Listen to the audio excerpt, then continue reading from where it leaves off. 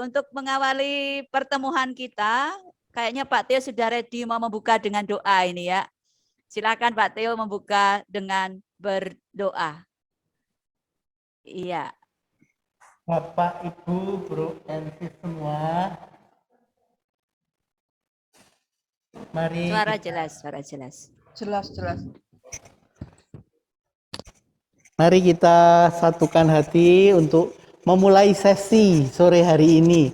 Setelah hari ini cukup melelahkan dengan berbagi bersama tadi, mari kita buka dengan doa. Sebelum Suster Lucy akan membawakan sesinya. Dalam nama Bapa dan Putra dan Roh Kudus. Amin. Bapa yang Maha Kasih, tak henti-hentinya kami bersyukur dan berterima kasih atas penyelenggaraanmu sepanjang hari ini, bahkan sepanjang kemarin retret kami sampai hari ini Kau berkati sehingga cuaca pun mendukung kami dan kami dapat melaksanakan retret ini dengan sukacita dan penuh dengan rahmat dan berkat-Mu. Pada sore hari ini Suster Lucy sudah siap berbagi untuk kita semua untuk memberikan bagaimana berdoa sesuai dengan yang diteladankan oleh Santo Dominikus sendiri dengan jiwa, raga, dan rasa. Maka kami percaya Engkau pun akan memberkati dan menyertai Suster Lucy untuk sehingga akan memberikan kepada kita semua yang terbaik bagi kita semua. Kemuliaan kepada Bapa dan Putra dan Roh Kudus seperti pada permulaan, sekarang, selalu dan sepanjang segala abad. Amin. Dalam nama Bapa dan Putra dan Roh Kudus. Amin. Amin. Terima kasih Pak Teo Terima sudah kasih. membuka pertemuan kita. Waktu sepenuhnya dipersilahkan Suster Lucy. Terima kasih, Sister Sreverin. Maaf Bapak Ibu, saya buka masker karena supaya dengan jelas. Karena kita akan bertemu dengan Tuhan secara keseluruhan, secara holistik. Apa yang diberikan Tuhan kepada kita. Maka tema kita atau keteladanan yang doa yang disampaikan oleh Bapak Dominikus, saya akan mulai dengan panca indera. Jadi dalam kehidupan kita sebagai Dominikan, spiritualitas yang sangat kental dikenal oleh pihak luar atau Bapak Ibu atau orang-orang beriman adalah spiritualitas yang gembira, penuh sukacita. Oleh karena itu, sukacita ini muncul dari mana? Nah, ternyata setelah 42 tahun saya renungkan sebagai seorang Dominikan, mulai dari panca indera, maka kita memiliki berkat Dominikan yang sudah sangat dikenal.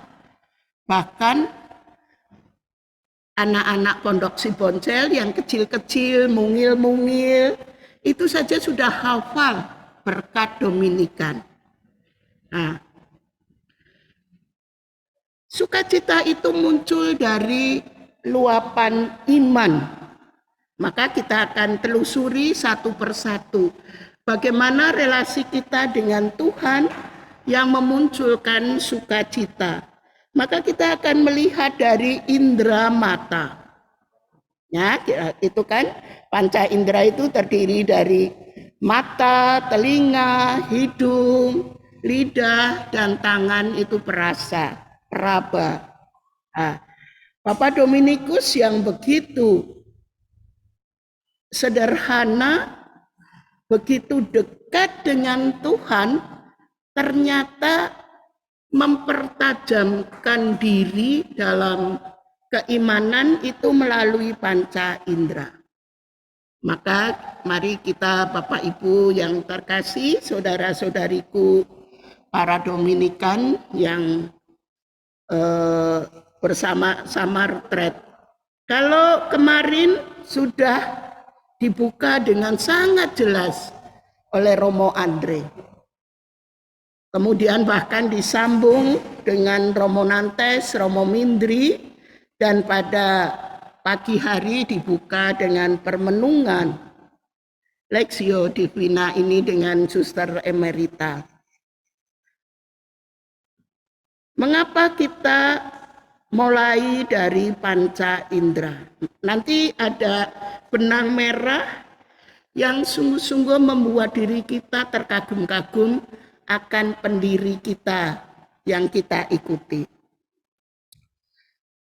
Ternyata indera mata itu adalah pintu hati. Kita bisa membayangkan kalau mata kita buta, kalau kita tidak melihat, kalau kita matanya rabun.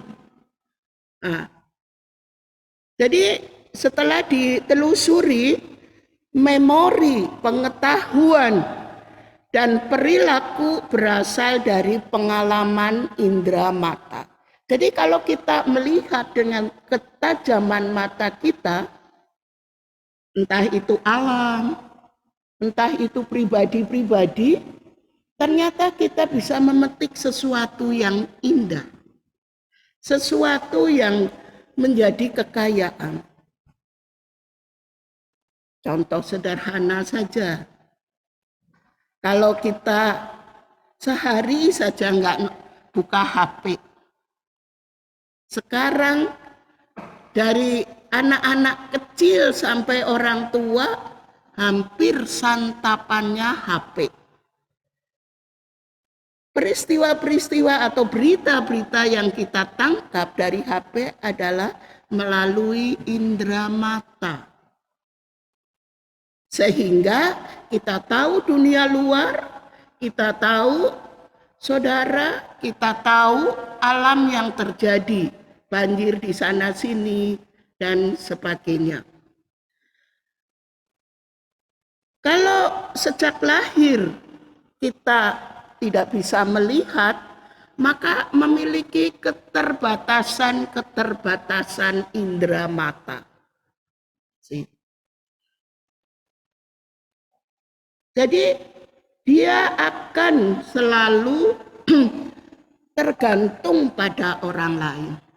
Sedangkan kita yang sehat diberi indera mata untuk sungguh-sungguh mencermati dan mempertajam keimanan kita. Mata bukan hanya pintu pengetahuan, tetapi juga pintu hati nurani. Coba kalau kita berjumpa dengan seseorang yang happy-happy, kita juga ada luapan ikut bergembira. Seperti di dalam kitab suci, bergembira dengan orang yang bergembira. Dan bersedih kita ikut melihat orang yang bersedih terenyuh. Dari luapan hati ini, karena mata adalah pintu hati, maka kita kadangkala ikut menangis. Kalau ada orang yang berkesedih, orang yang sungguh-sungguh merasakan kesepian, apalagi selama masa pandemi ini, banyak orang yang terpuruk. Kalau kita melihat, membaca, atau berhadapan dengan orang yang bersedih, maka luapan hati kita, apalagi sebagai seorang Dominikan, bela rasanya itu sangat dalam. Bela rasa yang diungkapkan melalui mata oleh Bapak Dominikus itu banyak sekali peristiwa yang terjadi. Nah, kita lihat juga di dalam kitab suci, bahkan apa yang dihayati oleh Bapak Dominikus ternyata betul-betul melakukan dari penghayatan doanya, membaca kitab suci, dan melihat di sana bagaimana gerak langkah Tuhan Yesus membuka mata orang buta. Jadi membuka mata orang buta itu bukan bin salabin, tetapi ada prosesnya. Nah, maka mata itu anugerah istimewa untuk melihat karya-karya agung Allah. Nah, kita yang matanya sungguh normal, kita harus membantu orang-orang yang perlu bantuan kita melalui indera mata kita. Maka kalau Yesus mengajak kita untuk memelihara mata, bahkan menyembuhkan yang buta agar bisa melihat keagungan Allah. Dan Bapak Dominikus itu tidak menutup mata. Jadi dalam hidup hariannya selalu mata itu jernih berbinar-binar melihat setiap pribadi. Butuh apa? Butuh apa? Seperti Tuhan Yesus sendiri. Maka mari kita renungkan sebentar. Bapak Dominikus melihat dunia dan manusia itu dengan mata kemanusiaan dan mata iman yang tajam. Iman yang tajam itu bagaimana? Apakah iman kita itu tajam? Apakah melalui mata kita melihat secara tajam? Jadi sebagai Dominikan, bahkan sebagai orang beriman, kita diajak sungguh-sungguh dengan mata iman yang bersih, yang tajam, melihat sanak saudara kita. Pertama-tama di dalam keluarga kita dulu. Ada apa sih? Kok ini hari ini tidak tersenyum? Kadang-kadang kan anak-anak kita kalau keinginannya tidak terpenuhi, raut wajahnya berubah. Seorang bapak, seorang ibu pasti melihat itu. Itu yang kecil, yang sepele. Apalagi kalau kegiatan imanen kita, keimanan kita, kebersatuan kita dengan Tuhan itu sungguh akrab, maka akan terjadi pencerahan dalam diri kita. Dan melalui gerak ketajaman mata atau lirik apapun kita bisa tahu, oh itu tidak suka, oh itu sakit, oh itu. Jadi ada kesadaran batin yang membuat kita itu melihat, bukan hanya karena fisikal, tapi masuk pada kedalaman atau ke relung hati yang paling dalam. Jadi Bapak Ibu yang terkasih, pernahkah kita melihat suami atau istri atau anak dengan kacamata iman seperti Bapak Dominikus? Jadi dengan indera mata yang dianugerahkan Allah Sang Pencipta ini, ternyata kita diberi kepekaan. Jadi tanpa kita sadari, dengan mengikuti jejak Santo Dominikus, dengan langkah-langkah Bapak Agung Santo Dominikus ini, kepekaan kita semakin tajam.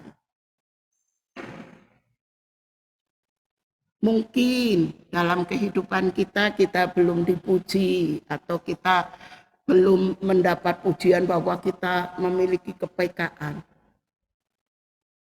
Kita nggak usah putus asa, kita nggak usah sedih. Tuhan tahu segalanya. dan kepekaan kita adalah bisa dipertajam tiap hari melalui sekeliling kita, melalui pekerjaan kita, bahkan kepekaan kita membawa rahmat keselamatan atau kepedulian terhadap sesama. Bapak Ibu yang terkasih, ini ada spontanitas dari Bapak Dominikus. Jadi gerak langkah apa yang dilakukan berkat luapan doa itu oleh Bapak Dominikus hal-hal yang biasa, yang sederhana.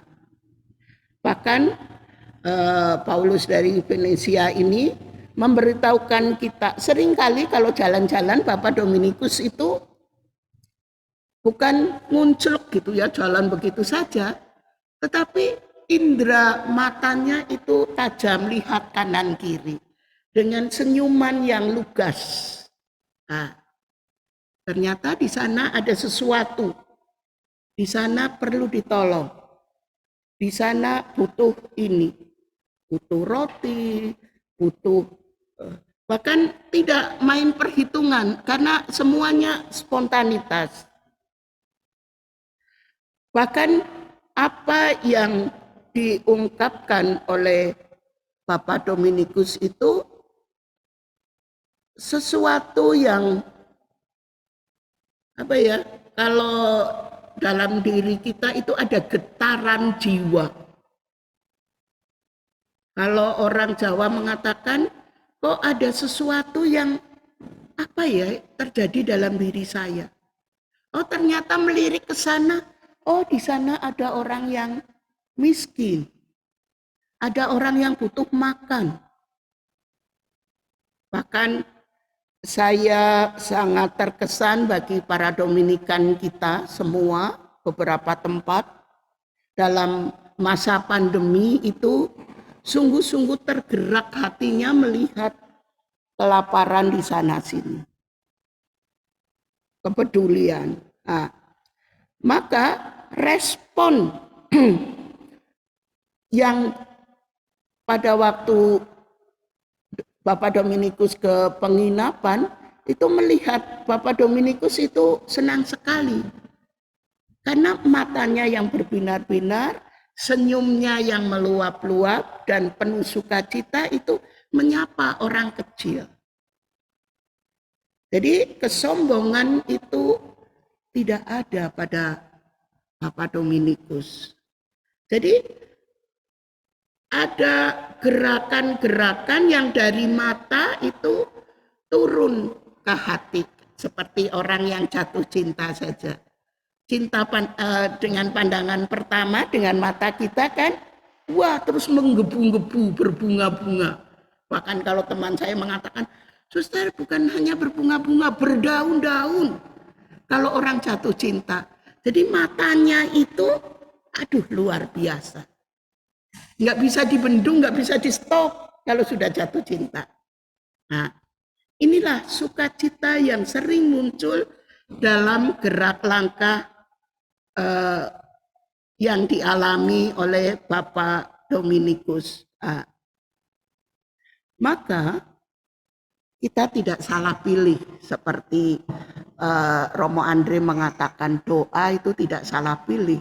Bahkan kalau kita menjadi Dominikan itu tidak salah pilih, tepat. Karena apa? Karena yang kita hayati adalah dari pandangan mata kita yang diubah oleh Allah sendiri sehingga mempertajam kepekaan iman kita. Dan kalau kita sungguh menjadi orang yang jatuh cinta pada Tuhan dengan doa-doanya, dengan luapan doanya, maka mereka itu kelihatan betul. Oh, bisa membedakan antara I want dan I need. Saya ingin doa, cuma di angan-angan ingin doa, ingin doa. Tapi beda dengan saya butuh doa. Bahkan tadi pada siang hari, pada sharing itu, ternyata doa yang kita lakukan adalah tepat guna. Dalam kesedihan, dalam kesepian, dalam sukacita, kita tetap bersatu dengan Tuhan. Maka doa kita yang dikemas dalam spiritualitas Dominikan itu selain menggembirakan, menyatukan. Jadi bahwa doa supaya saya selamat nggak guna kalau hanya untuk diri kita sendiri. Tapi ternyata doa itu merangkul semua menjadi satu gerakan komuniter, kebersamaan, mengikat persaudaraan. Dan nanti akan sangat kental, sangat kelihatan dalam hal ini. Nah, maka kita akan melanjutkan dulu indera yang kedua supaya kita lebih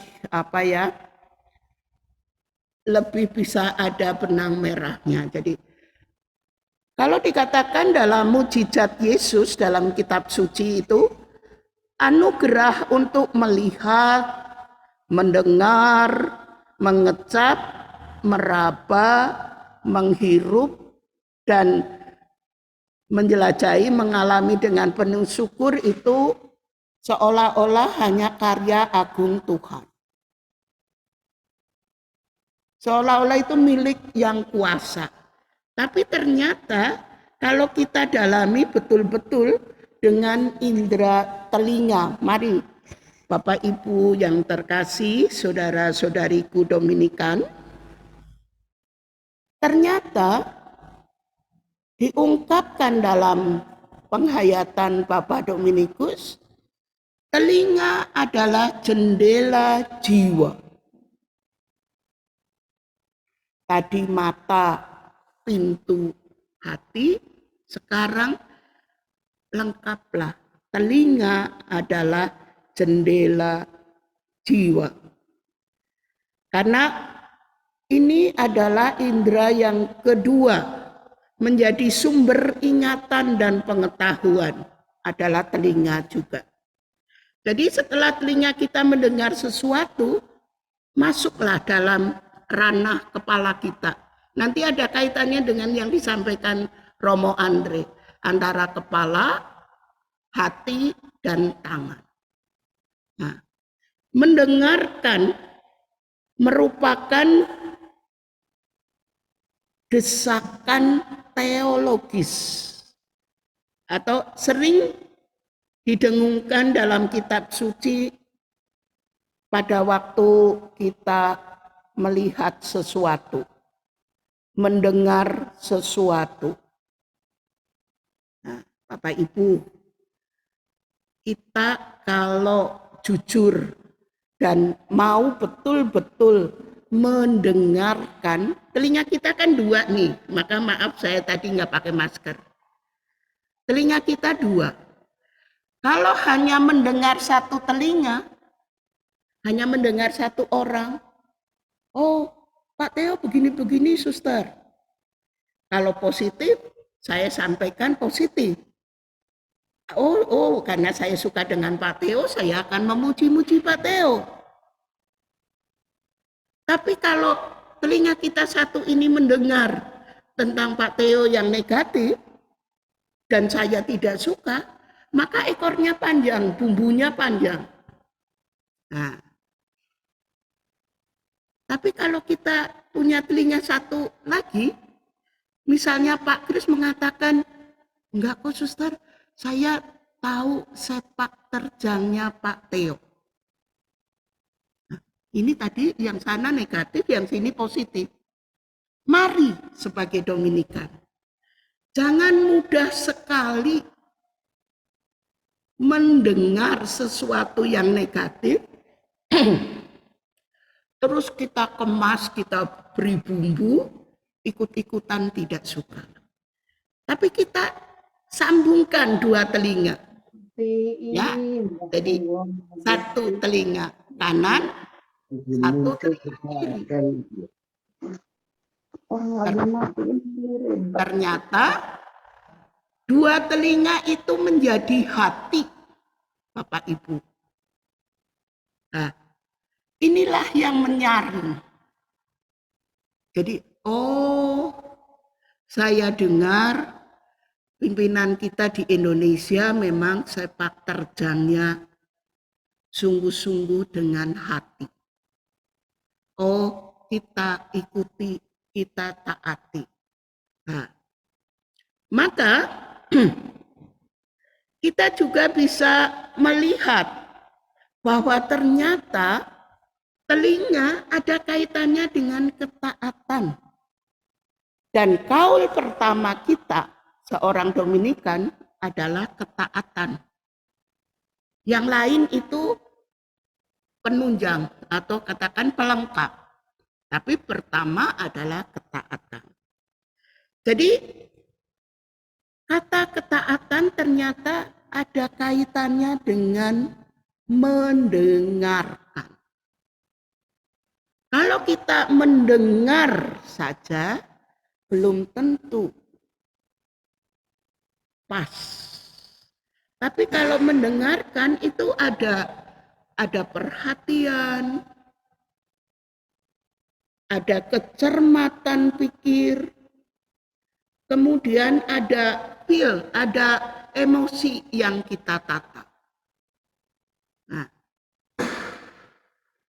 maka orang akan menggunakan telinga itu dengan baik. Seperti tadi, telinganya bukan hanya dinempel seperti tangkai panci, tetapi betul-betul menjadi sebuah hati yang masuk dalam relung keimanan kita.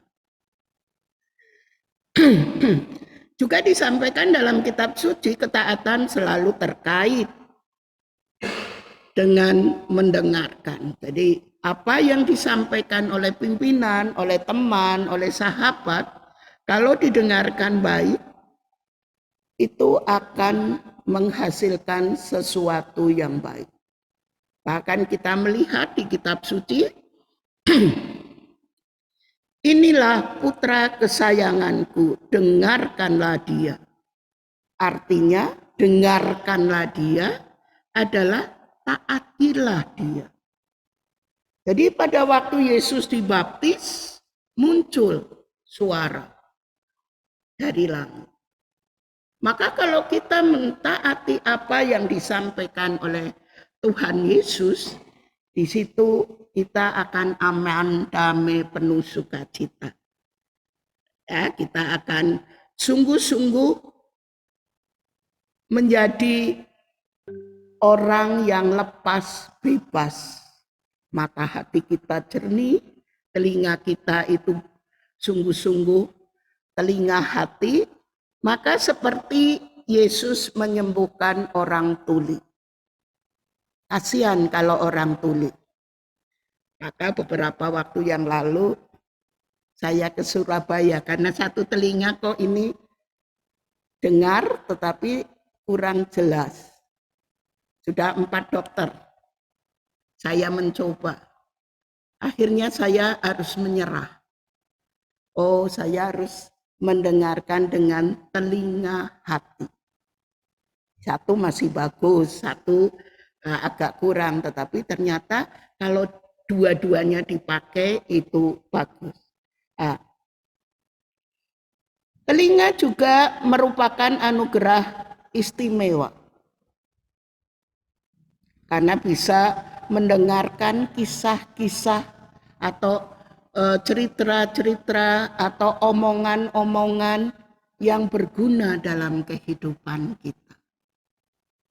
Coba, hanya pelan sekali istrinya berbisik ke suami, "Mas, kapan kita makan di luar?" Pengen sekali. Kan dengan situasi pandemi semua seperti di penjara. Bahkan saya tanya ke anak-anak ponsel, siapa yang sudah lihat Monas? Nggak ada, satu tunjuk tangan. Saya, Oma Suster. Oh ya, bagus enggak? Lihatnya di mana? Di TV. Kapan Oma ajak kita lihat gitu ya. Jadi karena saya menanyakan, dia dengar, terus begitu yang lain-lain, Oma lihat Monas, Oma lihat Monas. Gembira sekali. Ternyata dengan mendengar berita, mendengar ajakan, ada luapan sukacita. Jadi betapa agungnya Tuhan menganugerahkan kepada kita telinga itu kok dua. Mata dua, telinga dua, kayaknya balancing. Seimbang. Jadi enggak ini. Maka kalau Yesus menyembuhkan orang tuli karena tahu kasihan. Kalau ditanya apa-apa ngah karena enggak dengar apa yang tanya apa. Maka betul-betul Yesus memperhatikan indera telinga bagi orang yang mau berusaha. Dan ini tentu saja orang ini ada kepercayaan. Jadi ada kaitannya. Karena percaya, maka dia disembuhkan yang tuli ini. Nah, Bapak Ibu yang terkasih, ya, kalau kita sadar betul sebenarnya saya ingin ajak Bapak Ibu itu bukan hanya dengan keterangan tapi duduk manis dengan mendengarkan musik, mendengarkan ini. Coba kita hening saja 5 menit. Kita akan bisa mendengarkan sesuatu yang indah atau tidak dalam telinga batin kita. Mari supaya sukacita kita itu meluap seperti Bapak Dominikus, mendengar apapun, entah keluhan, entah mohon sesuatu atau bahkan apa, selalu ada luapan sukacita. Maka mari kita siapkan hati 5 menit untuk mendengarkan bisikan Tuhan.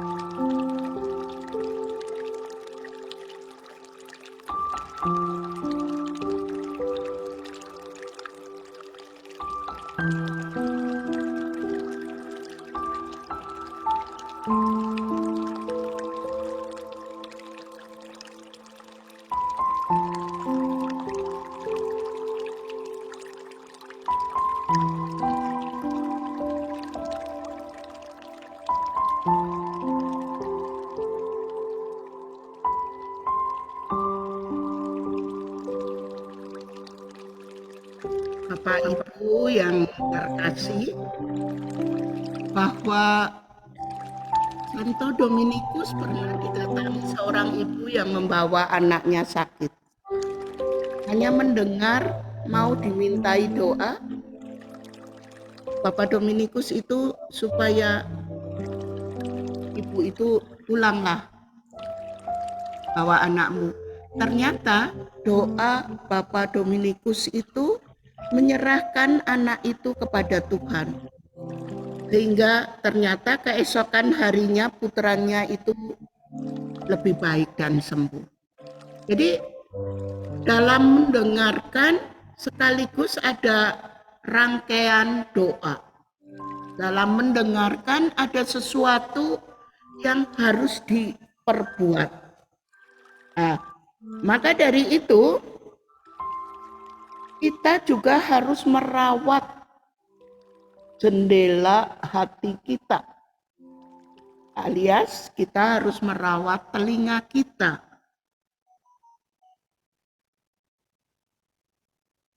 Pertama-tama adalah kita mensyukuri bahwa anugerah Tuhan membuat diri kita semakin sempurna. Mempunyai ketajaman mata, mempunyai ketajaman telinga. Dengan mendengarkan, ternyata bisikan Roh Kudus seringkali begitu halusnya, tetapi keimanan kita tetap dengar. Kalau kita memiliki keseimbangan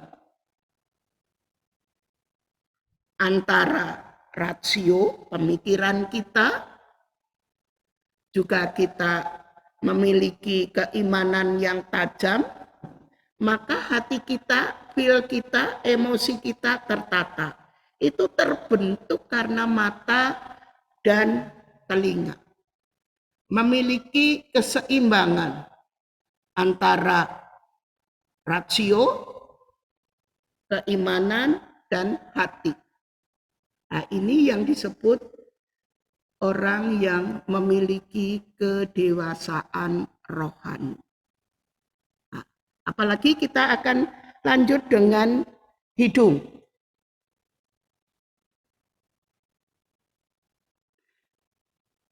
Ada banyak orang, wah kamu hidungnya pesek, kamu hidungnya mancung, kamu hidungnya.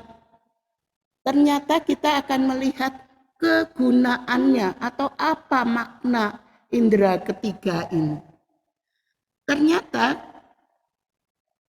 hidung, indera ketiga ini adalah bersangkut paut dengan moralitas seseorang.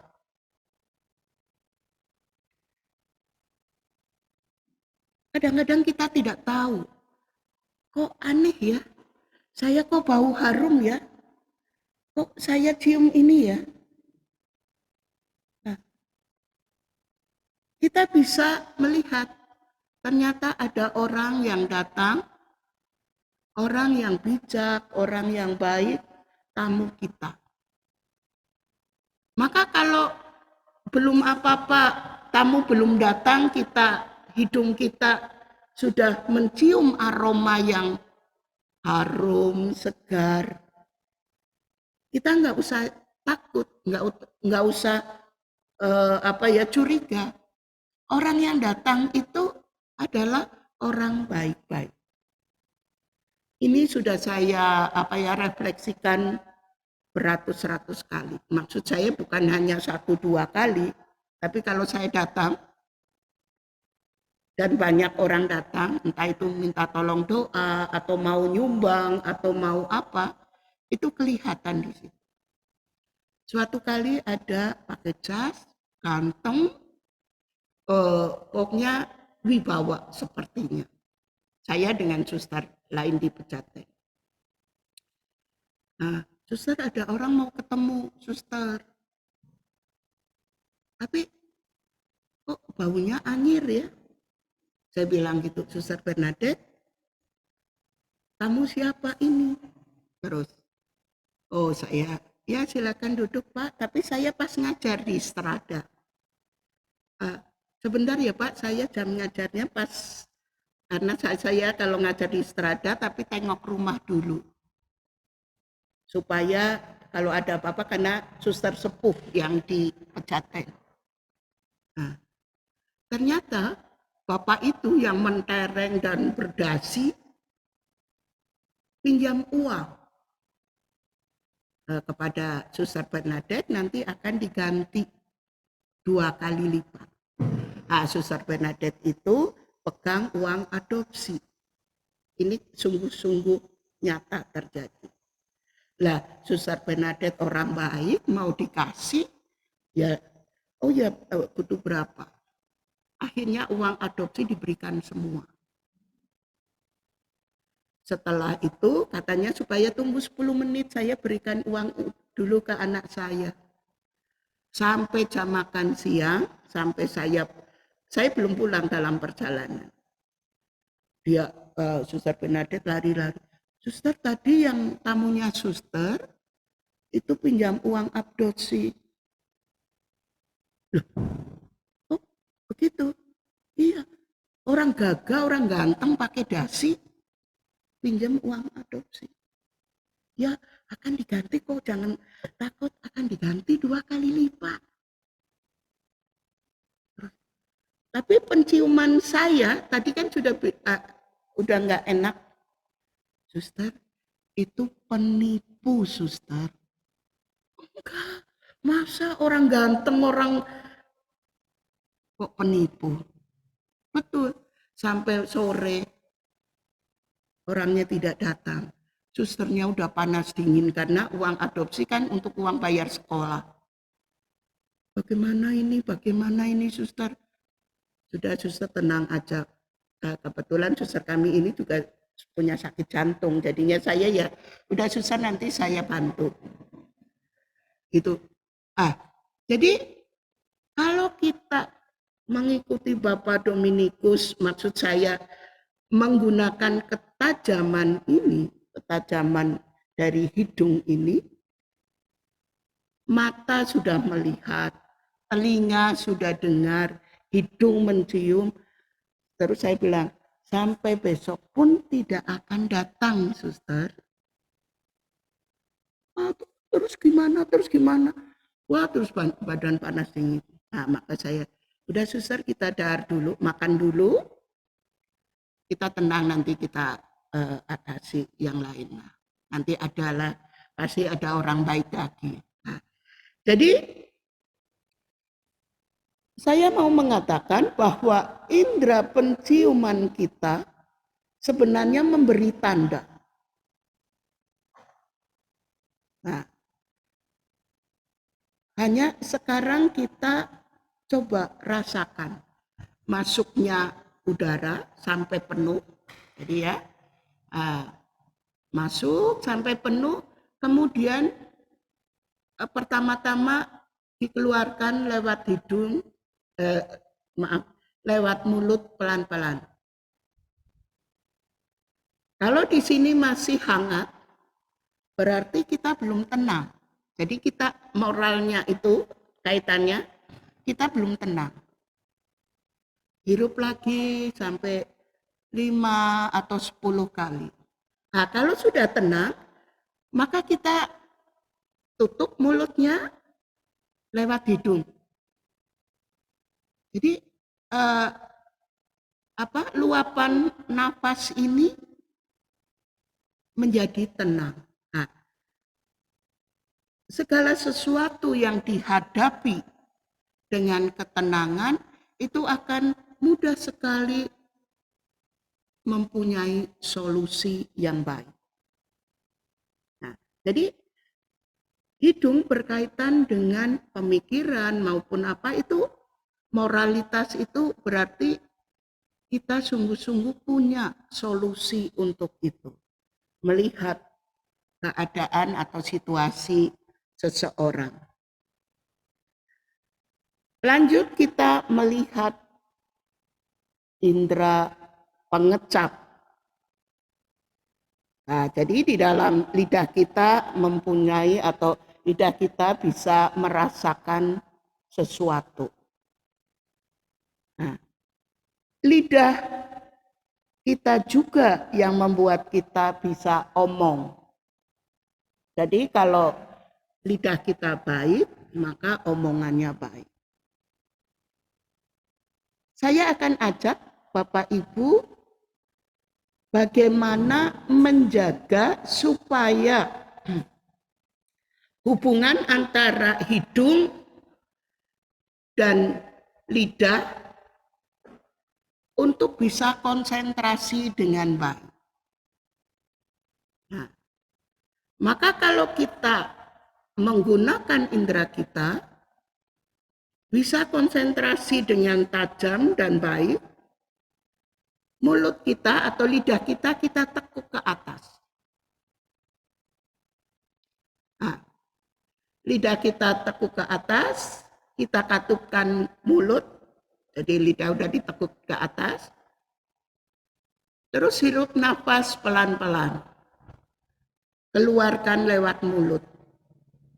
Kalau sudah tenang, sudah apa, akan beda dengan kalau kita doa hening, tetapi lidah kita biasa. Kalau lidah kita ditekuk ke atas, air liur tidak terlalu banyak. Coba nanti rasakan, kita latih. Kalau kita hening, bolak-balik kan, nelan ludah. Tapi kalau itu lidah ditekuk ke atas, maka kita bisa hening dengan tenang. Dan bisa lama. Bisa sampai setengah jam, 1 jam. Dan nafas kita itu juga lebih enak. Nah, indera ini adalah pernah seperti perkawinan di Kana ini dibuat, kalau kita melihat dalam kitab suci, Yesus mengubah air menjadi anggur. Orang yang melihat Yesus mengubah air menjadi anggur atas permintaan Bunda Maria, pasti akan muncul nonsen. Nggak mungkin masa air menjadi anggur. Dan mungkin mau nyedok saja males. Mungkin jijik wong tempayannya untuk tempat cuci kaki kok. Tapi ajaibnya atau misteri ilahi ini yang mengubah air menjadi anggur dicicipi oleh pemimpin pesta. Jadi mau tidak mau pemimpin pesta yang tahu persis cara perubahan itu harus menyedok pertama. Pasti ada, kita kan kalau jijik gitu ya, perut itu muntel-muntel gitu ya. Tapi ya mau apa? Harus diitukan. Ternyata mujizat Yesus ini mau menyentuh lidah kita atau lidah pemimpin pesta. Supaya apa? Supaya apa yang dilakukan oleh Tuhan Yesus ini sungguh-sungguh misteri ilahi. Yesus jelas-jelas di situ putra Allah yang ilahi. Maka seringkali dalam kebiasaan kita, dalam hidup kita atau keyakinan kita, segala sesuatu doa yang dilantunkan melalui Bunda Maria akan terkabul. Karena relasi dekat sekali antara Bunda Maria dan Yesus putranya. Bapak Ibu yang terkasih, seringkali apa yang kita terima dari Tuhan, lidah kita bagus, kita bisa omong dengan cermat, bisa mewartakan dengan baik, tetapi kita kurang yakin. Para Dominikan di sini seringkali kurang yakin atas apa yang terjadi dalam kehidupan kita. Saya ada ada hal yang sungguh-sungguh membuat gerakan yang seringkali terkaget-kaget. Kalau Yesus bisa berbuat seperti itu, ya, jadi kemudian kita akan melanjutkan dengan indera selanjutnya, yaitu indera peraba, perasa, kulit. Nah, kalau di sini Yesus menyembuhkan orang kusta. Jadi kalau kulit kita, peraba kita atau tangan kita kena kusta, itu dijauhi banyak orang. Kalau kita beli makanan dan lihat mesti kita pindah ke tempat yang lain. Wih, tangannya gudikin kok gitu ya. Jadi kayaknya kita jijik. Maka pada hal yang paling hina, pada hal yang paling sederhana, Yesus pun mau turun tangan. Yang perlu kita cermati adalah lebih-lebih pada waktu itu. Orang kusta itu banyak sekali dan bisa bersatu. Jadi sama-sama orang kusta nih. Ada orang Samaria, ada orang Yahudi, ada orang Galilea, itu disatukan. Karena kalau lewat kan cleaning gitu. Nggak boleh kita mendekat karena itu menular. Tapi Yesus tidak takut. Yesus menyentuh mereka. Yesus ingin mereka terbebaskan dari penyakit yang terhina ini. Nah, maka dari 10 orang kusta itu akhirnya supaya menunjukkan ke kepala ibadat dan semua sudah tahir. Tapi yang ingin saya ajak Anda berpikir atau Anda merenungkan adalah dari 10 orang kusta hanya 1 yang datang kembali ke Yesus. Padahal itu sakit kusta itu sakit yang paling hina. Tapi yang bersyukur, berterima kasih justru orang Samaria yang bukan orang Yahudi. Jadi saya akan mengajak Anda semua itu untuk mengkaitkan. Kalau dalam penderitaan sering kita bisa bersatu. Di Indonesia masa pandemi itu kita bersatu padu. Cari APD, cari obat-obatan, cari ini, cari itu. Enggak pikir keyakinan apapun. Bahkan banyak yang ngedrop, yang segala kebutuhan di Wisma Atlet. Sering ada kirim, suster saya mau kirim, oh tolong ke Wisma Atlet. Jadi saya banyak dikirim teman-teman pengusaha, sehingga saya kirimkan ke sana. Nah, kemudian termasuk ke Purwokerto, Rumah Sakit Elizabeth pakai APD itu. Sangat bersatu. Buddha, Islam, Katolik, Kristen, Hindu. Nah, kita sangat bisa bersatu hati. Tapi seusai pandemi ini, seyogianya, sebaiknya, marilah kita tetap jaga persaudaraan kita. Lebih tajam lagi, seusai retret ini, marilah kita jangan hanya kenal kamar Zoom-nya saja, karena itu ya sharing, tapi coba kita kenal. Ternyata persaudaraan kita adalah 400 lebih Dominikan awam. Nah, coba mari kita bela rasanya dipertajam. Jadi setelah retret ini, kita dengar saudara kita sakit atau teman kita atau siapapun, maka kalau Bu Ratna pusing 7 keliling menyiapkan sama Pak Alex, running itu doa. Saya bilang mau misa panjang banget. Tapi saya syukuri, saya nikmati nama demi nama. Saya baca, bukan saya prototinto. Saya baca dengan hati. Oh ya, saya doakan. Oh saya kenal. Oh saya tahu.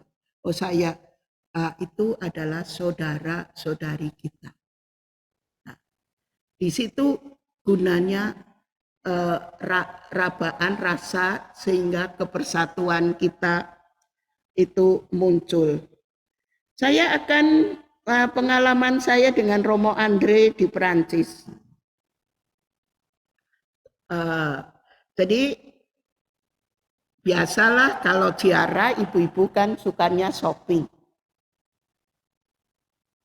Nah, Romo Andre dengan saya kan nggak punya duit atau nggak suka ngetut ke orang-orang shopping.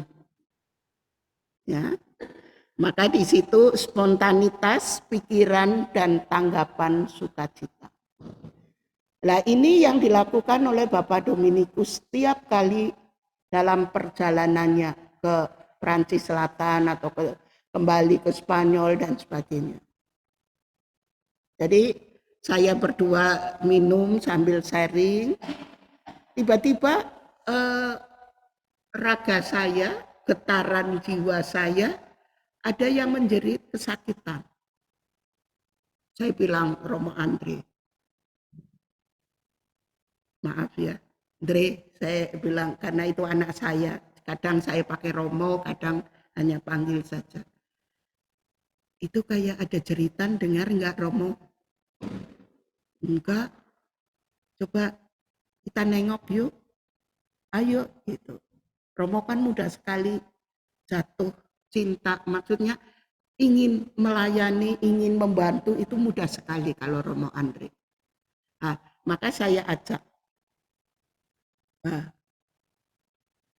setelah ke sana ternyata ada seorang India yang jatuh. Dan ininya lepas sendinya. Terus Romo minggir sedikit Romo, coba saya minta Tuhan Yesus untuk membantu. Maka tangan orang itu saya lempengkan, wah dia jerit sekali, jerit bukan main, kenceng banget. Nah, Yesus penguasa 7 lapis langit, 7 lapis bumi, 7 lapis alam gaib, tolong ibu ini dibetulkan. Terus sendi itu saya sodok, masuklah ke tempatnya. Dan ibu itu gerak-gerakan sambil senyum.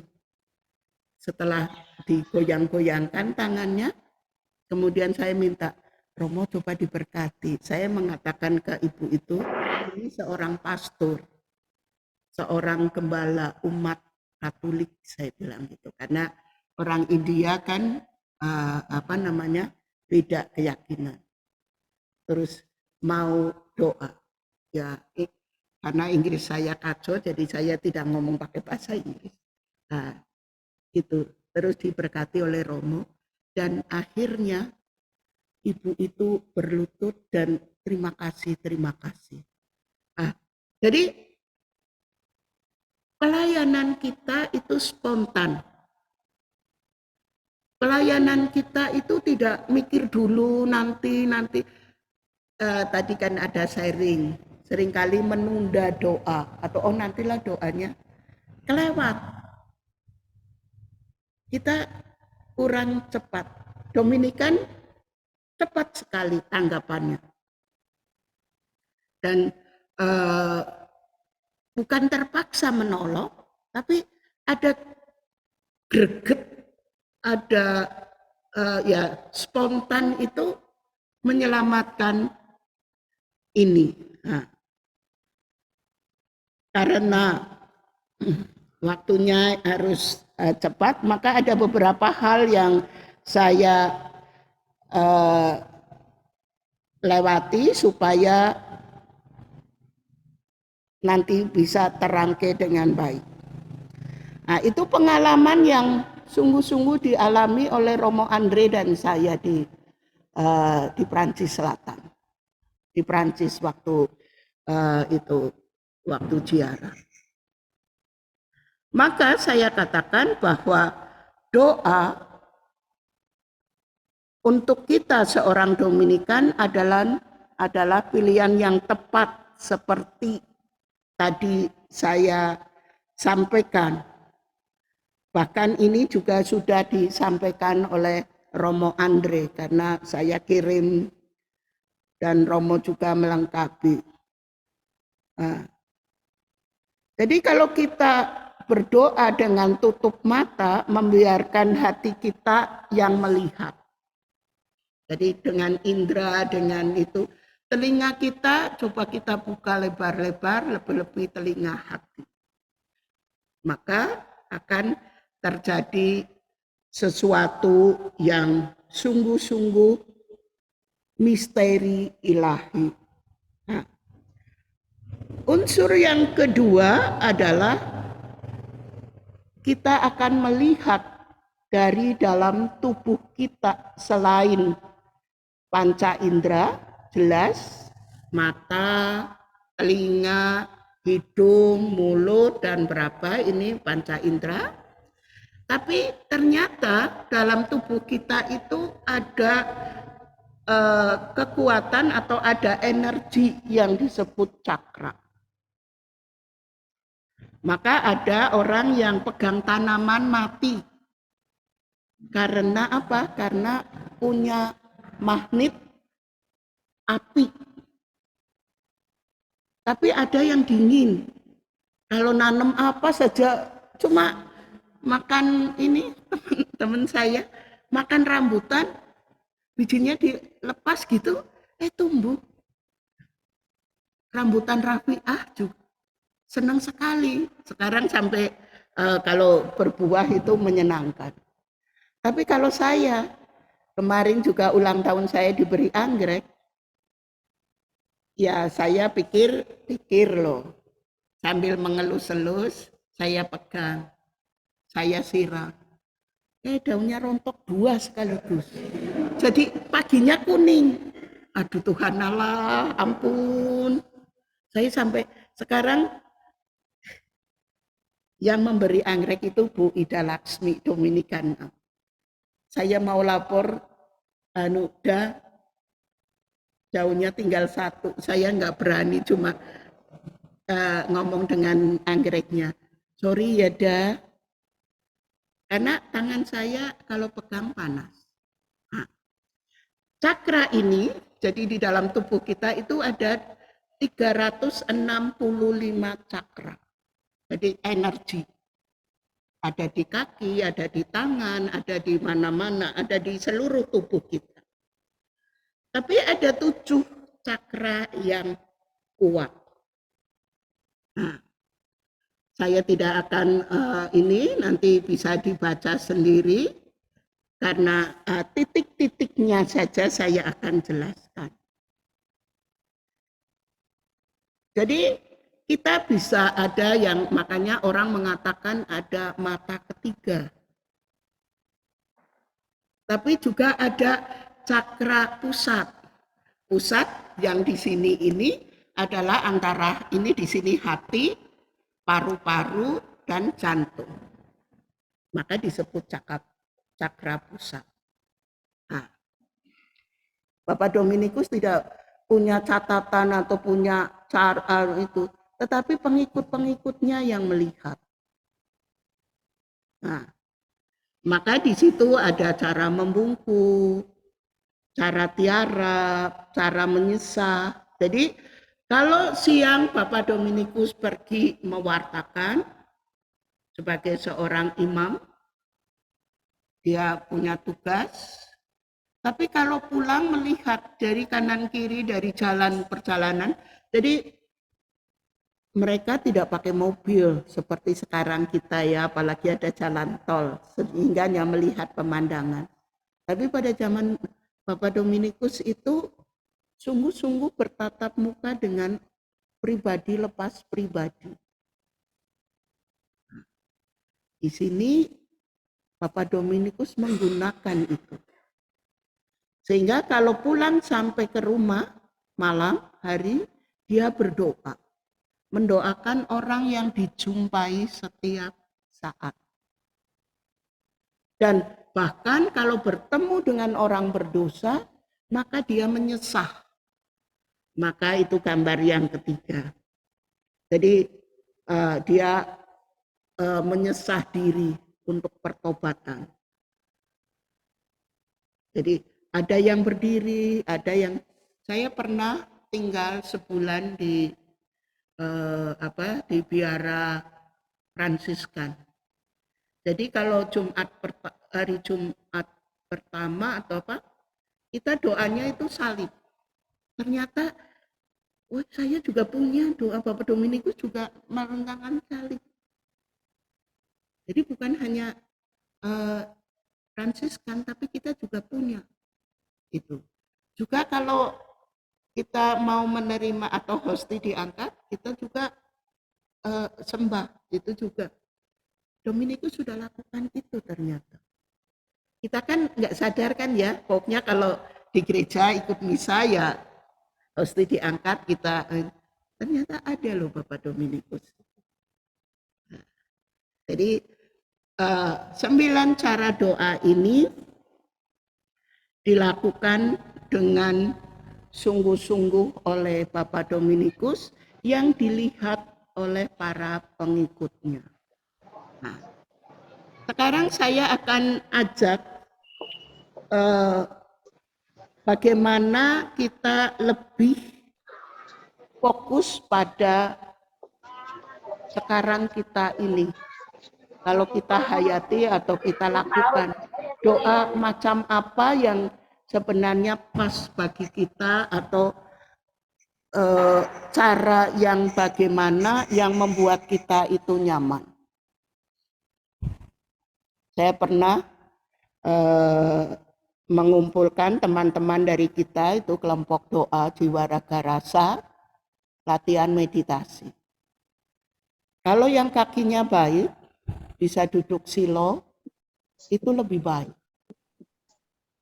Tapi kan dari kita kebanyakan Dominikan awam sudah sepuh-sepuh ya, yang muda kita belum bisa menarik kaum muda lebih banyak untuk sebagai Dominikan awam. Nah ini tantangan bagi kita. Kapan kita merangkul orang muda? Karena gereja sekarang mengajak fokus perhatian kepada orang muda. Maka waktu Pak Udi mengirimkan gambar anak-anak kecil duduk berdoa.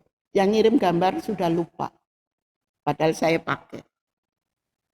Jadi anak-anak boncel saya latih duduk bersila atau supaya duduk manis bisa loh. Tapi ada iming-imingnya. Nah, siapa yang duduk manis nanti oma kasih hadiah. Wah, mereka duduk manis, matanya berbinar-binar, mau dapat apa nih, mau apa ya, terus tenang gitu ya. Padahal saya setelkan musik atau saya buat sesuatu, saya cerita atau apa. Tapi mereka tenang, enggak berdesakan apa. Nah, alangkah baiknya kalau kita itu bisa tenang. Bukan karena iming-iming hadiah, tetapi kita menggunakan sikap doa kita dengan tenang. hadiahnya adalah dari yang di atas. Itu luar biasa. Kalau saya dimintai doa seseorang atau siapapun yang punya masalah berat, saya doa dengan cara saya penuh ketenangan. Tapi tidak bersila, karena kaki saya sudah operasi 4 kali patah. Nah, maka kalau orang yang sedang sakit bisa berdoa dengan tiduran. Kita lihat, kalau saya yang tiduran kan endut sekali ya, perutnya besar gitu ya. Tapi kalau anak kecil ini, ayo kita tutup mata, Yohana. Saya bilang, Suster Yohana, kita doa. Karena Oma lagi sakit nih, kita doa yuk. Doa, tidur. Terus admin memotret. Jadi tidurnya,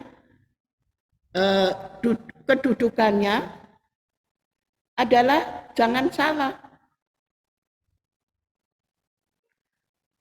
Jadi foto saya tiduran itu.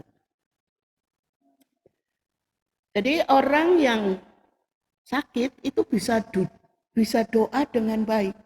Caranya jangan keliru. Hati itu yang di bawah, jangan menekan jantung. Sehingga tangan bisa diinikan, kemudian kita tidur, tangan di atas ini pinggang kita. Lurus. Gitu. Nah, maka jantung tetap bergerak dengan baik. Paru-paru juga bisa bergerak dengan baik. Nah, ini pun saya latihkan kepada suster saya yang sedang sakit. Kalau nggak bisa doa dengan baik, ya cobalah tiduran. Nafas diatur, kemudian sungguh-sungguh bisa doa. Atau kalau tidak, kita dengan duduk. Ya, kita dengan duduk, kaki ciaka, kaki lepas kasut, supaya nempel bumi. Kemudian tegak, seperti tadi pagi, Suster Emerita juga mengajak kita untuk duduk tegak. Supaya apa? Sebenarnya ada masalahnya. Sumsum tulang belakang itu supaya jalan dengan baik. Jadi kalau kita tegak, lepas kasut, nginjak bumi, perhatikan tangan. Tangan kanan menengadah, sungguh buka dengan tangan leper gitu loh. Jadi betul-betul tidak begini, tetapi sungguh-sungguh begini di atas. Kemudian tangan kiri kita tempelkan ke paha kiri, di atas paha kiri. Maksudnya apa? Jadi apa yang kotor, apa yang dosa, apa yang tidak kita kehendaki, yang telah kita perbuat, biar diambil Tuhan. Dengan kondisi yang bersih, biar Tuhan memberikan rahmat kepada kita. Nah, tangan yang ada ini kan dekat hati.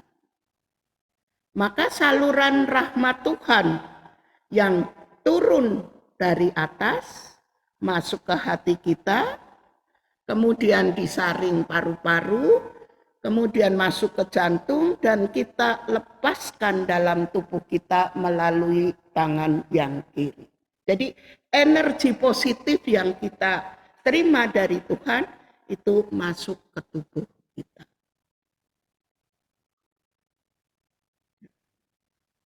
Wah, ini Yohana ini, Suster Yohana kecil ini.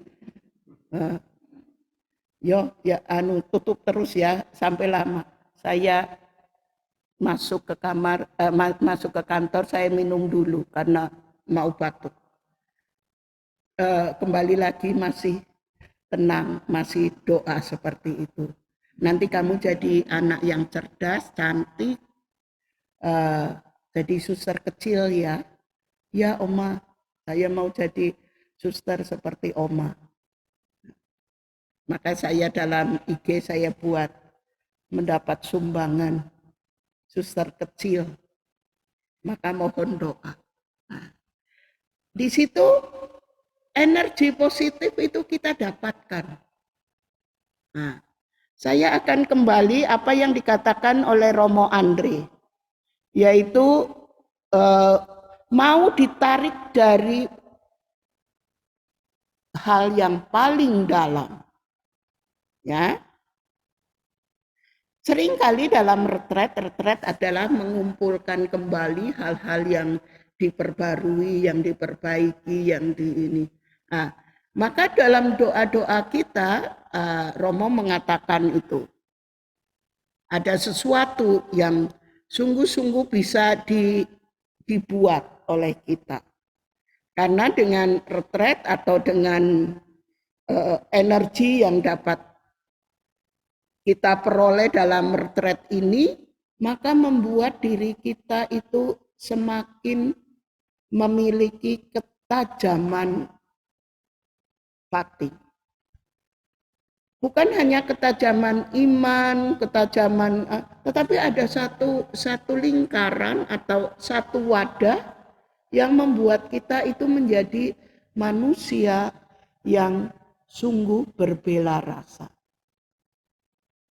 Dalam konstitusi kita jelas-jelas diungkapkan rindu akan keselamatan diri sendiri dan keselamatan orang lain.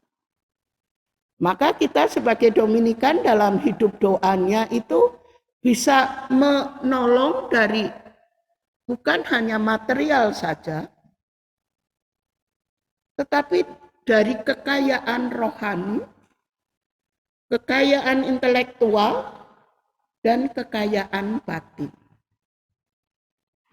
Ya, saya ulangi lagi, kita sebagai seorang Dominikan bisa menolong orang lain dari segi apapun.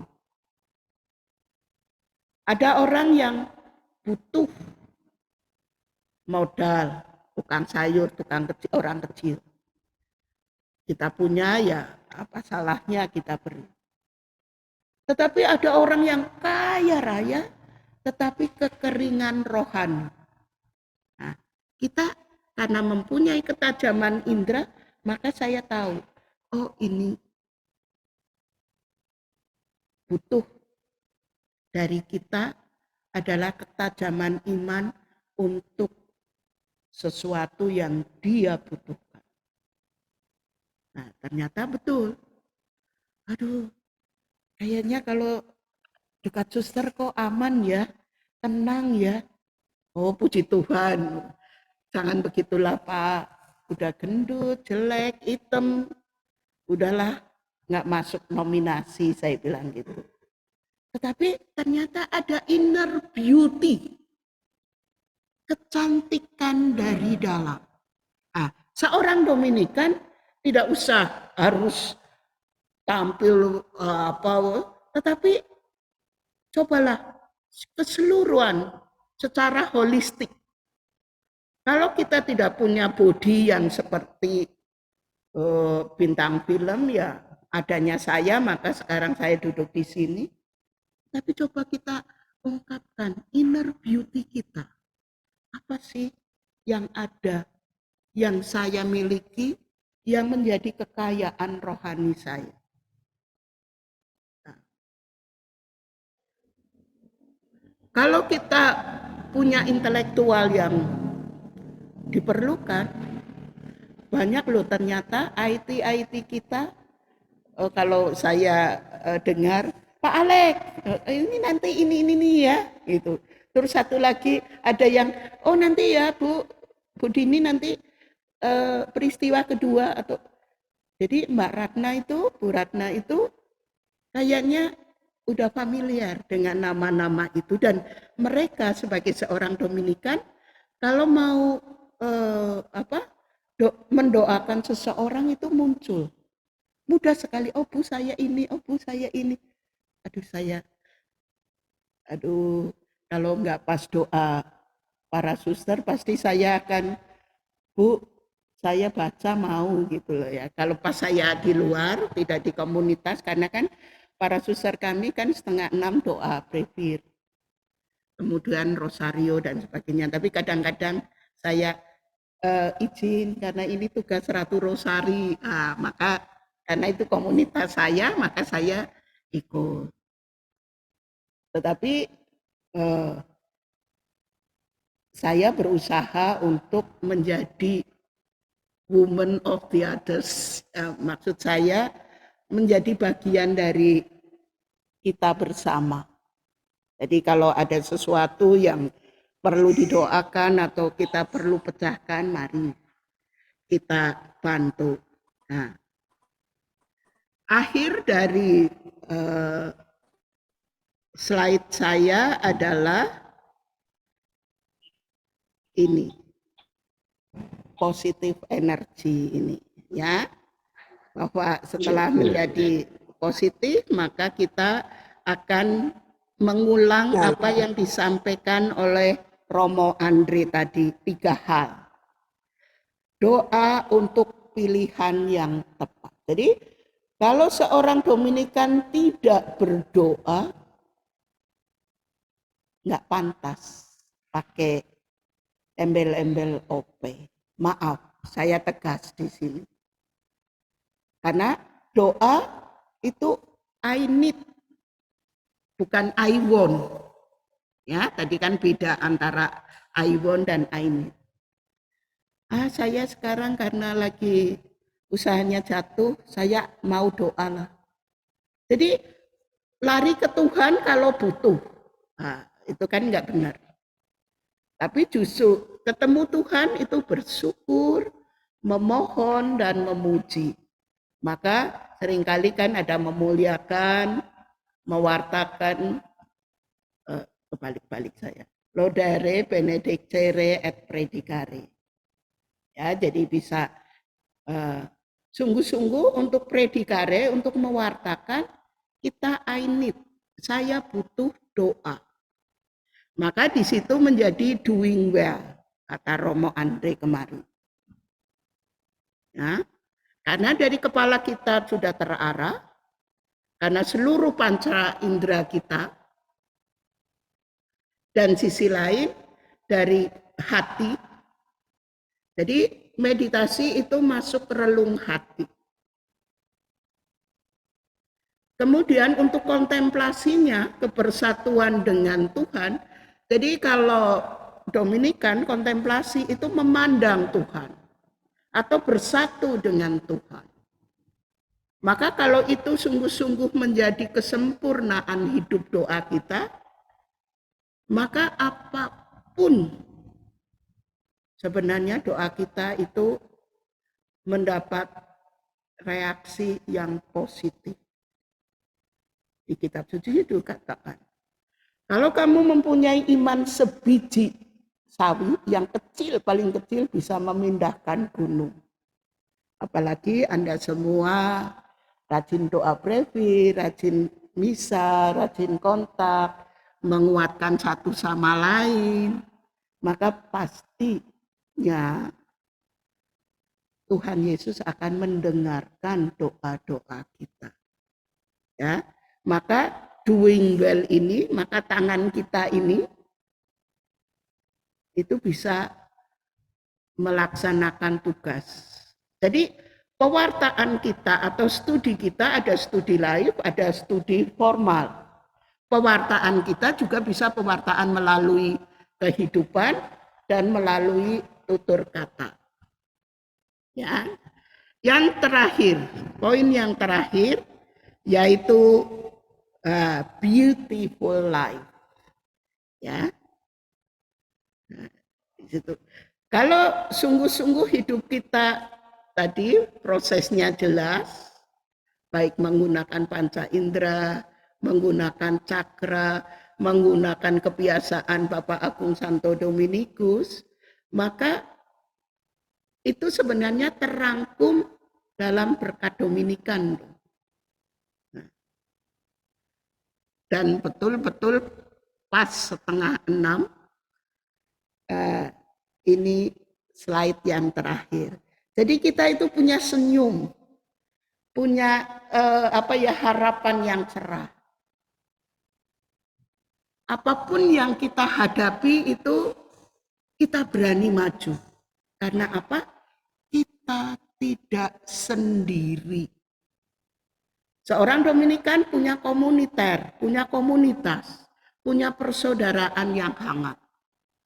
Dalam makan bersama, dalam pertemuan, saya mengatakan, kalau kita pergi ke luar negeri atau melihat entah di Filipina, Taiwan, Vietnam, bahkan di Roma, di mana saja, nanti kalau Anda jalan-jalan, Pak Francis juga sudah mengalami, Pak Theo sudah mengalami, ada banyak dari kita sudah mengalami.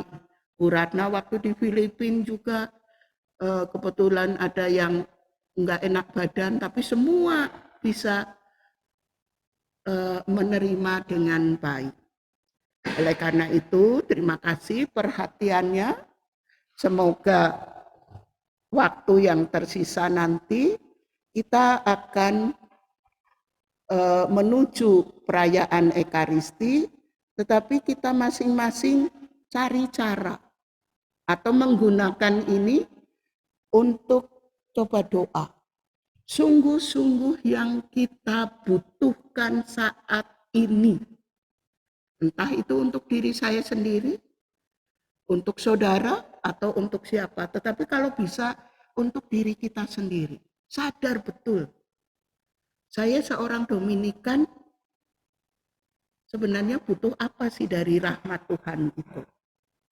Sehingga kehidupan kita sebagai Dominikan itu menjadi saluran rahmat bagi orang lain. Menjadi cerminan budi baik kita. Jadi kalau kita di paroki atau kita di manapun kita ditugaskan, ada sesuatu yang semburat gitu, bersinar kepada lingkungannya. Saya yakin aura kita beda dengan yang lain. Karena hidup kita tertata dengan rapi. Amin. Saya kembalikan waktunya.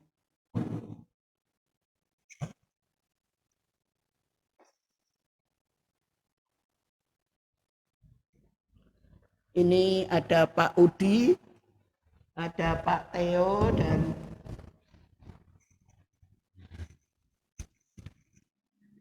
apa mau tanya jawab atau mau digunakan untuk latihan doa?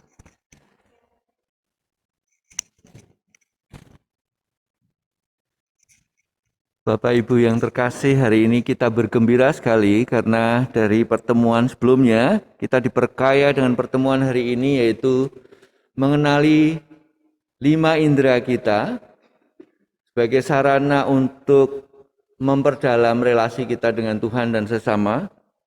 Dan doa ini tidak hanya berhenti pada pengertian-pengertian saja, tetapi juga tubuh bisa menjadi sarana untuk mengungkapkan hubungan kita lebih dekat dengan Tuhan melalui doa. Baik, Bapak Ibu yang terkasih, sudah cukup banyak pertanyaan yang kita bisa coba mulai gali dan mulai perdalam lagi sesi ini. Kita bisa ungkapkan dalam Zoom, mungkin bisa dibantu.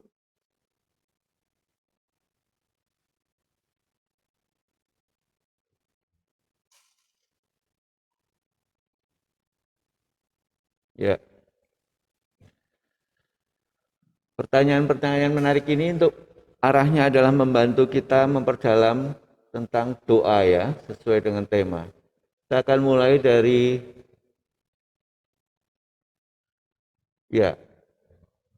M. Runtung. Suster, ilmu cakra ini apakah sesuai atau tidak, atau keluar dari ajaran gereja, atau bagaimana cara mengaitkan dengan iman? Mohon bisa dijelaskan. Silakan, Suster. Bapak Ibu yang terkasih, tadi saya mengatakan bahwa ini adalah penghayatan doa. Memang secara resmi dari gereja tidak ada, tapi saya menelusuri dengan apa yang ada di dalam tubuh saya, dengan cakra-cakra yang ada.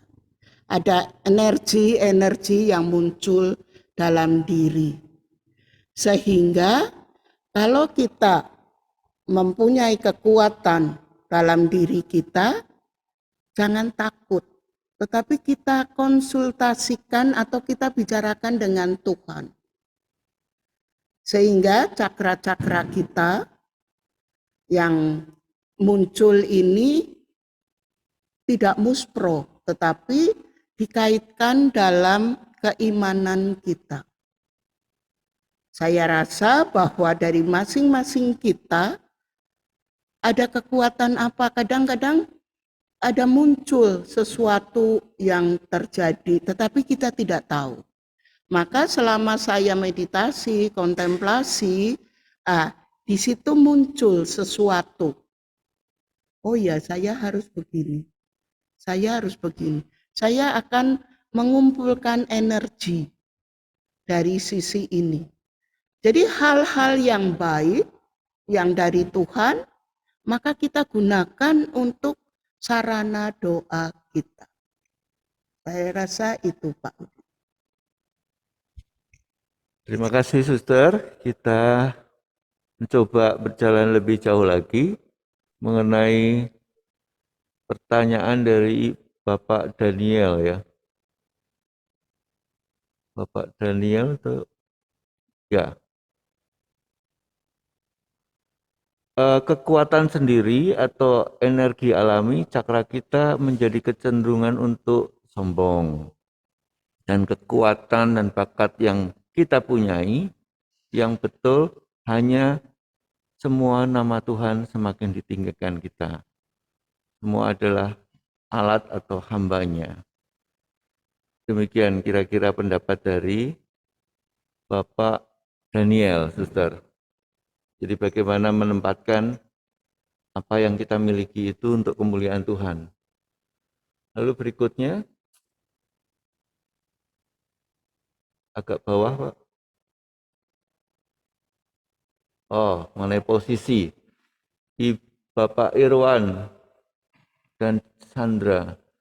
Suster, posisi doa yang duduk dengan terbuka sebelah tangan, apakah harus di alam terbuka atau di dalam rumah juga boleh? Mohon penerangannya. Terima kasih. Terima kasih pertanyaan-pertanyaannya. Bahwa kalau kita bukan Dominikan atau kita doanya tidak penuh, mungkin kekuatan dari kita, kemampuan kita pribadi menjadi sombong, itu mungkin. Tetapi dalam hidup berkomunitas kita, Dominikan, akan satu sama lain bisa mengingatkan asal kita membuka hati seperti tadi. Mau membuka hati dengan mendengarkan dengan dua telinga, dengar baik-baik apa omongan orang, kemudian kita resapkan dalam hati. Kalau kita misalnya bisa memijit, atau bisa pegang, atau bisa melihat, atau bisa berkomunikasi dengan yang tidak kelihatan, seharusnya tidak menjadi sombong. Tetapi kita gunakan untuk menjadi saluran berkat dalam kehidupan kita. Maka kita akan saling menguatkan dan mengingatkan sebagai saudara dalam Dominika. Kemudian cara doa itu bisa di dalam kamar. Kebetulan supaya menarik, saya punya atau katakan panti asuhan Pondok Siboncel ada pohon yang bisa untuk background sehingga bisa di alam terbuka. Tetapi kalau kita butuh dan tenaga kita tidak itu, yang jelas posisinya. Saya mau mengajarkan posisinya. Posisi kaki ditampakkan ke lantai supaya kita berhubungan dengan bumi. Sehingga kita tidak melayang-layang, tidak ekstase yang dibuat-buat, tidak halusinasi. Maka kita menginjak tanah. Berpijak pada tanah. Kemudian posisi duduk kita tegak supaya sumsum tulang belakang itu alirannya tidak terganggu. Nah, apalagi hidung kita untuk menghirup udara atau menghirup kesegaran-kesegaran yang kita latih itu menjadi lebih enak, lebih nyaman. Maka posisinya yang saya ambil. Tapi tempatnya boleh di dalam ruangan, juga boleh di alam terbuka. Kalau tidak terganggu, dimanapun sebenarnya kita bisa berdoa dengan baik. Dan Tuhan akan mendengarkan, bahkan akan mengabulkan kalau memang itu dibutuhkan dan sesuai dengan permohonannya dan kehendak Tuhan, pasti terjadi. Terima kasih, Suster. Nah, ini pertanyaan ini menarik ini, Suster. Apa yang dimaksud dengan buka cakra? Gimana ini, Suster? Ini penting atau tidak untuk Dominikan? Silahkan, Suster.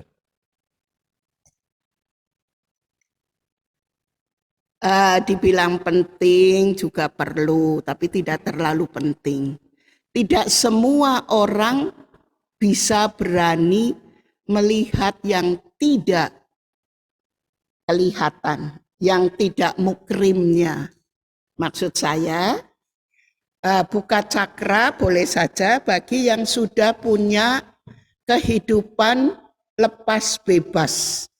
Tidak terikat material, tidak terikat keluarga, tidak terikat. Pokoknya ada doanya itu sudah sungguh luar biasa.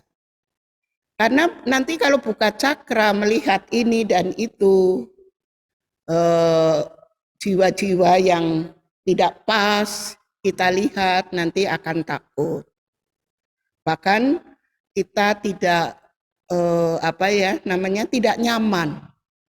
Saya juga kalau tidak perlu, saya tidak konsentrasi untuk melihat sesuatu. Tetapi kalau memang orang itu perlu didoakan dan ada apa di dalam dirinya, baru saya konsentrasi. Jadi sebenarnya buka cakra tidak penting.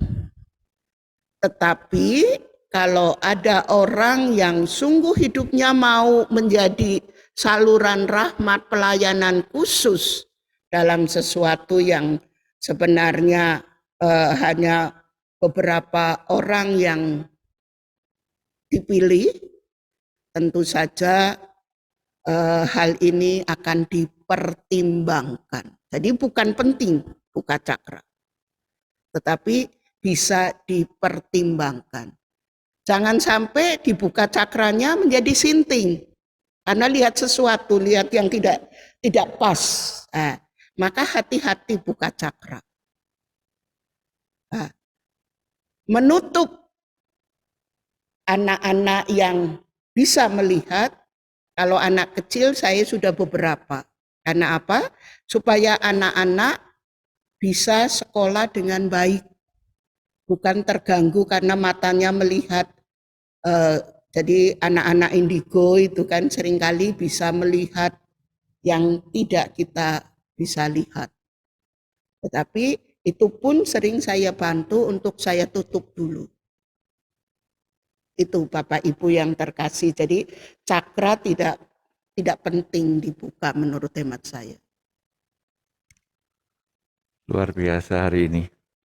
Bapak Ibu, ini tentu penjelasan suster berangkat dari pengalaman hidup dan kita nggak bisa melompat ke sini sebelum basic doa kita. Mungkin juga kita perlu belajari juga tentang magisterium, tradisi gereja itu kalau nggak kuat, jangan terlalu buru-buru kemari. Tapi kalau ini sudah cukup kuat, jadi menurut suster, ini bisa tumbuh nanti lebih jauh lagi. Tapi dalam pembahasan doa saat ini kita dapat sesuatu dari sesi ini, yaitu bahwa perkembangan doa itu bisa menjadi luar biasa untuk kemuliaan Tuhan, namun basicnya harus kuat dulu. Nanti setelah itu baru nanti Tuhan akan menuntun dan juga suster maupun Romo akan membantu kita, membimbing kita untuk tumbuh, untuk melayani orang lain, juga menyelamatkan diri sendiri juga. Ini kira-kira mungkin gambarannya ya suster ya. Baik, izin tanya ini suster. Dalam kutipan ayat Ibrani, iman adalah dasar dari segala sesuatu yang kita harapkan dan bukti dari segala sesuatu yang tidak kita lihat. Dalam ayat tersebut kita tidak bisa mengindrakan iman kita. Apakah pernyataan suster bahwa dari indera mata dan indera telinga turun ke hati untuk menguatkan iman sejalan dengan ayat tersebut? Terima kasih suster. Terima kasih kecermatannya. Jadi saya mulai dari penghayatan doa yang dilakukan oleh Bapak Dominikus dan saya lakukan selama hidup di biara. Jadi iman kita seringkali kan perlu bukti seperti Santo Thomas. Kalau saya belum mencucukkan tangan saya, tidak percaya. Kadang iman kita minta bukti.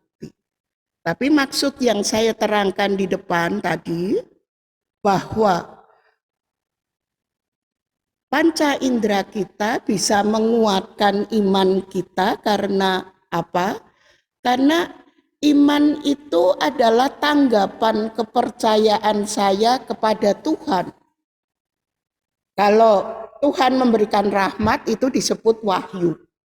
Tapi kalau iman adalah kepercayaan saya, respon saya akan kasih Allah. Nah, kalau tadi saya menerangkan hal itu, sebenarnya tidak murni dari seperti yang disampaikan dalam surat Ibrani, tetapi ini sejalan bahwa iman tanpa perbuatan juga mati. Maka pasti ada respon-respon iman yang menguatkan. Nah, saya akan memberi kepada seseorang, kan seringkali iman kita masih tahap tataran tertentu. Maka ada dalam diri kita like and dislike. Kalau yang minta Bu Ratna, oh saya sudah siap gerak, saya laksanakan. Tapi kalau yang minta yang lain, mungkin Bu Rita, nanti ya Taya, aku belum punya waktu. Nah, seringkali kan begitu. Tetapi iman, gerakan kepercayaan kepada Tuhan itu lain. Maka hal ini yang diungkapkan oleh kitab Ibrani, mungkin di sini kan ada Romo Mindri yang lebih teologis. Romo minta tolong. Halo Romo. Nah, iya sekarang ini kita masih punya waktu sedikit.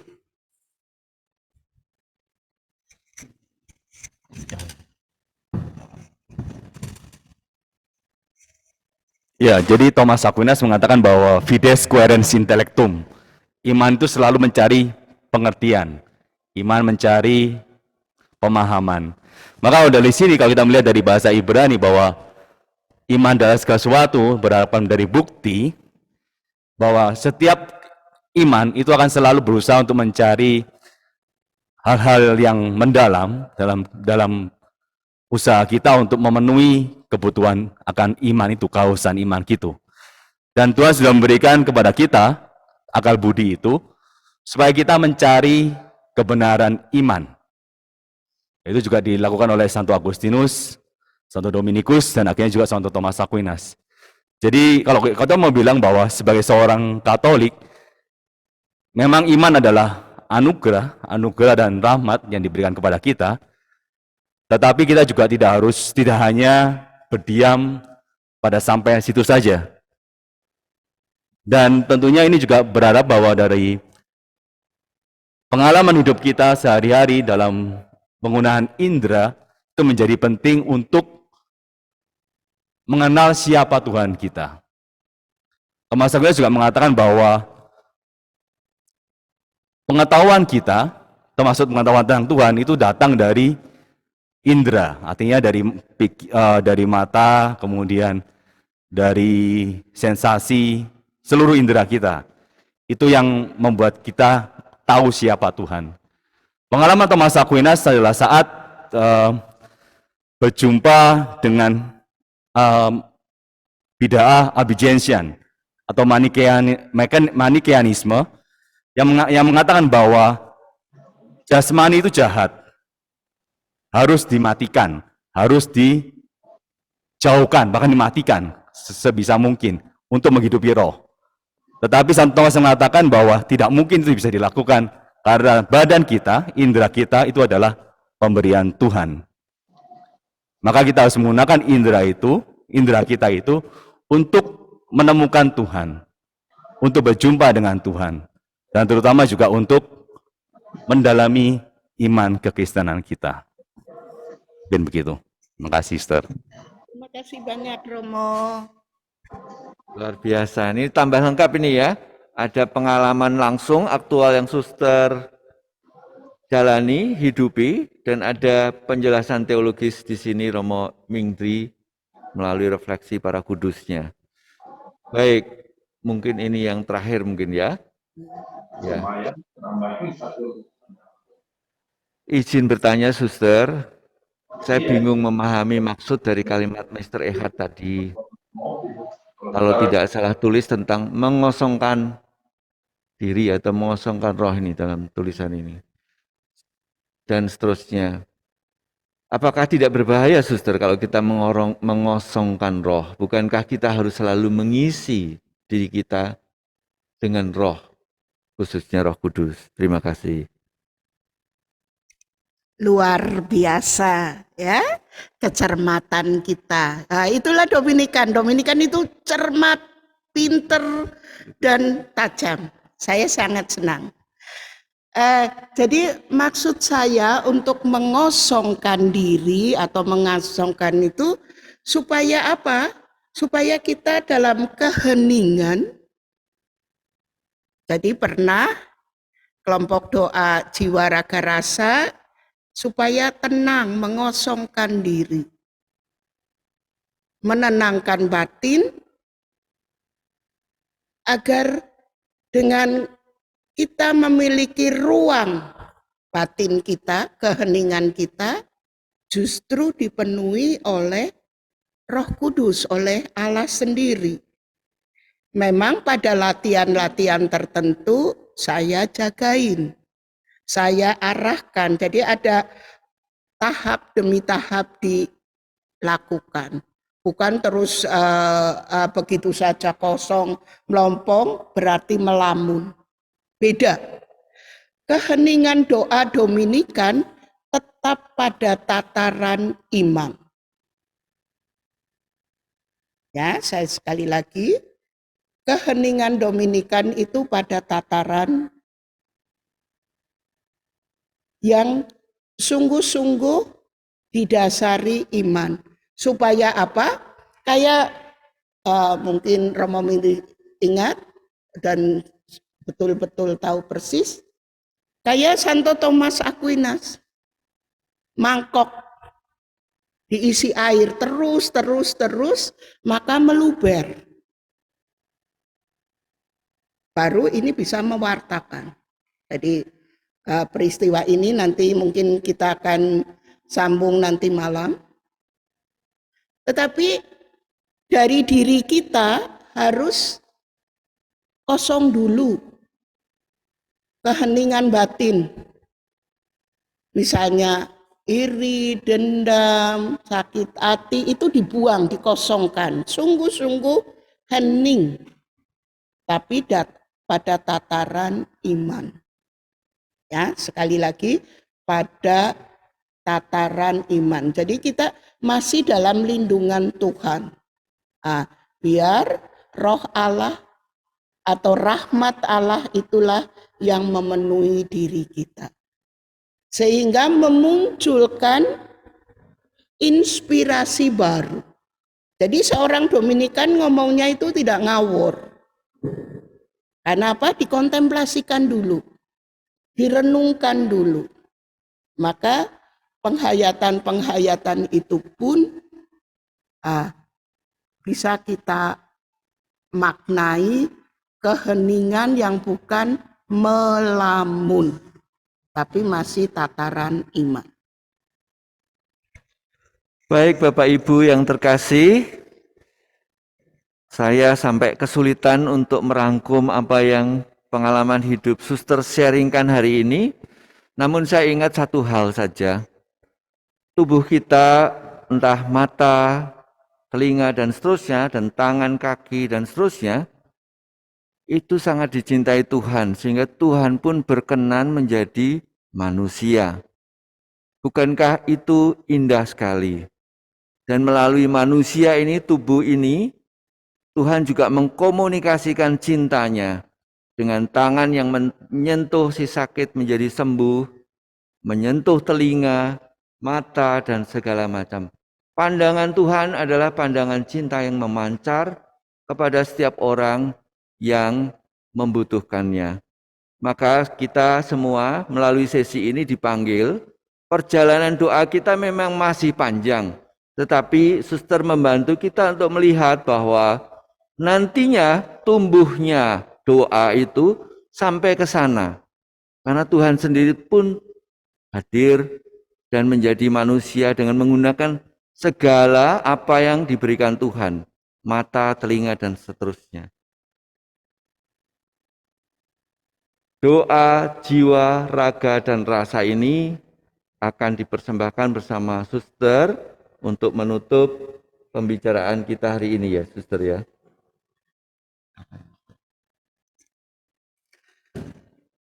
Bapak Ibu yang terkasih, kita nanti akan segera mengadakan perayaan Ekaristi.